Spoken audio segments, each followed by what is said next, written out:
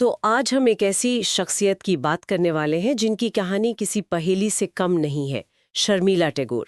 एक तरफ सत्यजीत रे की गहरी संजीदा नायिका और दूसरी तरफ शम्मी कपूर के साथ याहू करती हुई ग्लैमरस स्टार। ये दो अलग अलग दुनियाएं एक ही शख्सियत में कैसे समाई, आज इसी की गहराई में उतरते हैं। बिल्कुल। हमारे पास जो भी आर्टिकल्स और नोट्स हैं वो उनके करियर के हर मोड़ को छूते हैं। तो हमारा इरादा सिर्फ उनकी फिल्में गिनवाना नहीं है, बल्कि उस सोच को समझना है जिसने उन्हें भारतीय सिनेमा की सबसे प्रभावशाली एक्ट्रेसेस में से एक बना दिया। और ये समझना इसलिए भी जरूरी है क्योंकि उनकी कहानी सिर्फ एक एक्ट्रेस की कामयाबी की कहानी नहीं है।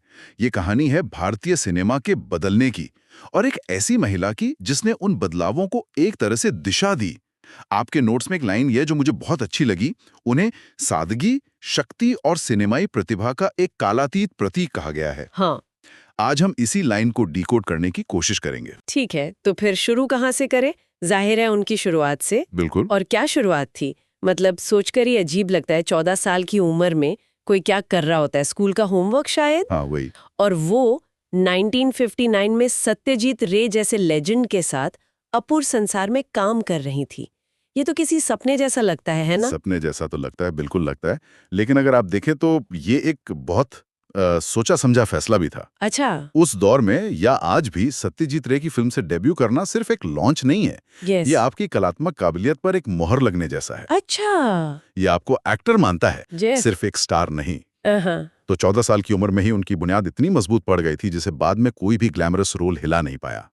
उन्होंने शुरुआत ही अपनी शर्तों पर की। तो एक तरफ तो ये संजीदा आर्ट हाउस वाली शुरुआत थी, लेकिन कलकत्ता के इस शांत सिनेमाई माहौल से निकलकर एक तूफान बम्बई के दरवाजे पर दस्तक देने वाला था। और वो तूफान आया 1964 में फिल्म कश्मीर की कली के साथ। बिल्कुल। और ये एक जबरदस्त यू टर्न था। कहाँ सत्यजीत रे का शांत यथार्थवादी सिनेमा और कहाँ शम्मी कपूर की वो बेलगाम एनर्जी और वो याहू वाला अंदाज। जमीन आसमान का फर्क। जमीन आसमान का। अपूर संसार की अपर्णा आंखों से बोलती थी और कश्मीर की कली की चंपा अपनी मुस्कान और डिम्पल से पूरे पर्दे पर छा जाती थी। तो ये एक बहुत बड़ा रिस्क था। बहुत बड़ा, क्योंकि वो अपनी बनाई हुई इमेज को पूरी तरह से तोड़ रही थी। और ये रिस्क काम कर गया, मतलब रातों रात वो पूरे देश की धड़कन बन गई। लेकिन आपके नोट्स में एक शब्द बार बार आता है, साहसिक। क्या ये सिर्फ अलग अलग तरह के रोल करने तक ही सीमित था, या इसका कोई गहरा मतलब है? नहीं, इसका मतलब बहुत गहरा है। साहस सिर्फ कश्मीर की कली करने में नहीं था। साहस था 2 साल बाद इवनिंग इन पेरिस में स्विम सूट पहनने में, जो उस जमाने में एक बहुत बड़ी बात थी। हाँ बिल्कुल। लेकिन इससे भी बड़ा साहस इस बात में था कि 60 के दशक में जब ज्यादातर हीरोइनें या तो आदर्श भारतीय नारी के खांचे में फिट होती थीं या फिर वैम्प के, उन्होंने एक ऐसी आधुनिक, पढ़ी लिखी और स्वतंत्र महिला की इमेज बनाई जो अपनी शर्तों पर जीती थी। अच्छा। वो न पूरी तरह घरेलू थी, न वैम्प। वो आज की महिला थी जो उन्होंने 60 के दशक में पर्दे पर दिखा दिया था। ये भारतीय सिनेमा के लिए एक नया खाका था, बिल्कुल नया। ये बहुत दिलचस्प है। तो उन्होंने ग्लैमर को अपनाया, लेकिन अपनी कलात्मक पहचान को खोए बिना। ये बैलेंस उन्होंने कैसे बनाया होगा? क्योंकि अक्सर ऐसा होता है कि स्टारडम के दबाव में आर्ट पीछे छूट जाता है। मुझे लगता है इसका राज उनकी फिल्मों के चुनाव में छिपा है। देखिए, एक तरफ वो एन इवनिंग इन पेरिस जैसी ग्लैमरस फिल्में कर रही थी, तो दूसरी तरफ ऋषिकेश मुखर्जी की सत्याकाम जैसी संजीदा फिल्म भी कर रही थी। उन्होंने कभी भी एक दुनिया को दूसरी के लिए पूरी तरह नहीं छोड़ा। वो बॉम्बे में स्टार थी, लेकिन कलकत्ता में सत्यजीत रे के लिए वो आज भी उनकी अपर्णा थी। ये दिखाता है कि वो अपने क्राफ्ट को लेकर कितनी सजग थी। और फिर 60 के दशक के आखिर और 70s की शुरुआत में वो दौर आया, जिसे हम शायद उनका स्वर्ण युग कह सकते हैं ना? हाँ, बिल्कुल। और इस दौर का जिक्र राजेश खन्ना के बिना अधूरा है। हो ही नहीं सकता। आराधना, अमर प्रेम, सफर, क्या फिल्में थी। ये एक ऐसी जोड़ी थी जिसने रोमांस की परिभाषा ही बदल दी। बिल्कुल। ये जोड़ी सिर्फ एक हिट फॉर्मूला नहीं थी, ये एक क्या कहते हैं, सांस्कृतिक घटना थी। इसे समझने के लिए हमें उस दौर के माहौल को देखना होगा। ये वो समय था जब भारत बदल रहा था, एक नया मिडिल क्लास उभर रहा था। उस दौर के दर्शकों को राजेश खन्ना की आंखों में अपने सपने और शर्मिला टैगोर के चेहरे पर अपनी चाहत दिखती थी। उनकी केमिस्ट्री में एक ठहराव था, एक गहराई थी।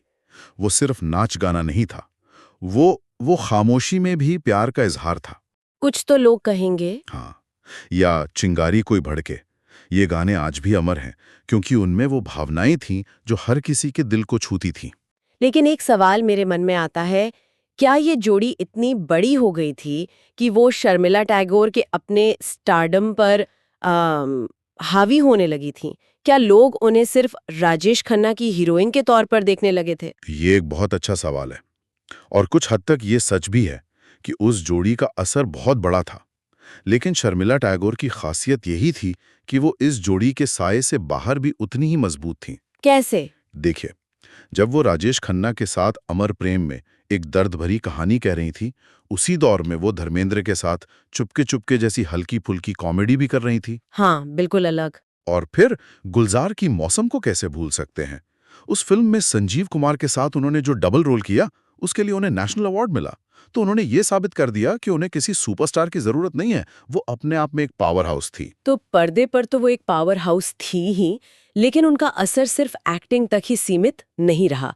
जैसा कि इन आर्टिकल्स में जिक्र है, उन्होंने सिल्वर स्क्रीन से परे भी बहुत बड़ी जिम्मेदारियां निभाईं, खासतौर पर केंद्रीय फिल्म प्रमाणन बोर्ड यानी सेंसर बोर्ड के अध्यक्ष के तौर पर। और ये कोई छोटी बात नहीं है।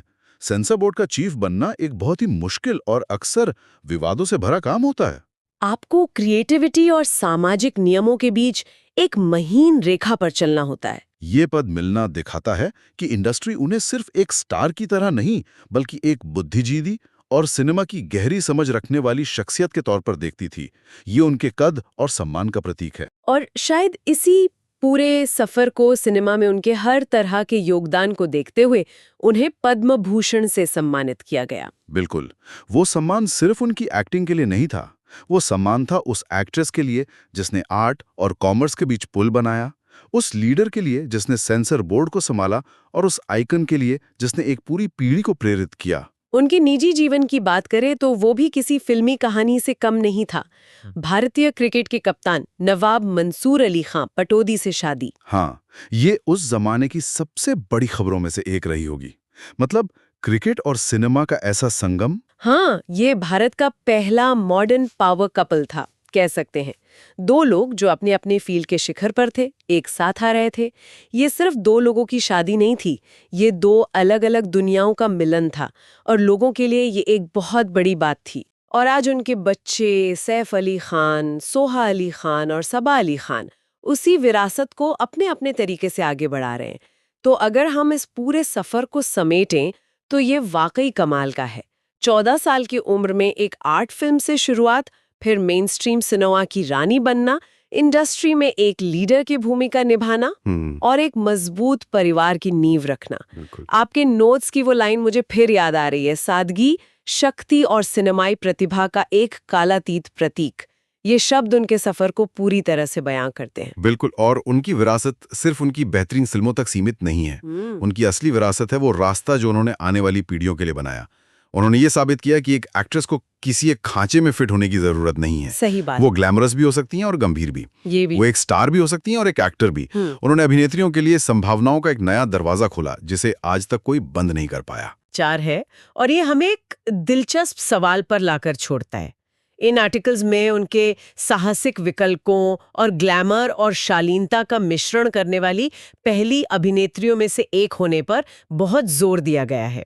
तो श्रोताओं के लिए सोचने वाली बात यह है, आज के दौर में जब एक्टर्स के लिए नेटफ्लिक्स सीरीज से लेकर मसाला ब्लॉकबस्टर तक हर तरह के सिनेमा में काम करना आम बात हो गई है, शर्मिला टैगोर के उस जमाने में किए गए साहसिक चुनाव आज की पीढ़ी के लिए क्या मायने रखते हैं? क्या ये कहना गलत होगा कि आज के कलाकार जिस आजादी का मजा ले रहे हैं उसकी नींव शर्मिला टैगोर ने ही रखी थी?